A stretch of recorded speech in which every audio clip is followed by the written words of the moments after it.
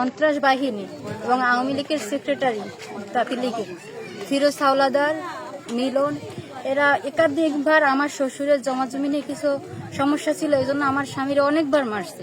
এটা নিয়ে থানায় অনেকবার আমরা অভিযোগ জানাইছি, আমরা কোনো পাই নাই। এদের ক্ষমতার বলে এরা বাইসে গেছে।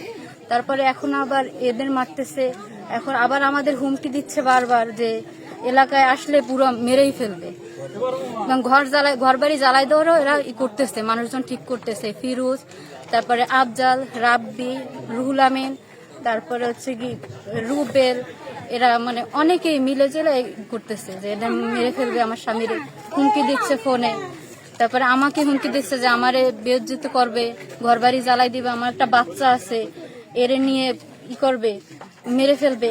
এই আমার এতটুকু বাচ্চা একবার আমার স্বামীরে মারছে, আমি ঠেকাই দিয়ে গেছি, আমার এই বাচ্চারে পর্যন্ত ছুঁড়ে পানির মধ্যে ফেলে দিছে, তখন 2020 সালে। তারপরে 2022 সালে একবার মারছে। এবছরও ধানের সময় আমরা জমিতে ধান লাগাইতে গেছি, তখনও রিয়াদ, মিলন, রিয়াতের ওয়াইফ, এরা মহিলারা মিলে আমাদের মহিলাদের মারছে, পুরুষরা সবাই মিলে ফিরোজ আমার স্বামীরে মারছে। আমার বাচ্চাটারে পর্যন্ত এরা ছাড়েনি। এরা এখনো আওয়ামী লীগ শেষে বিএনপি আসছে, এখনো এরা এভাবে চালাই যাচ্ছে। আমরা এর বিচার চাই।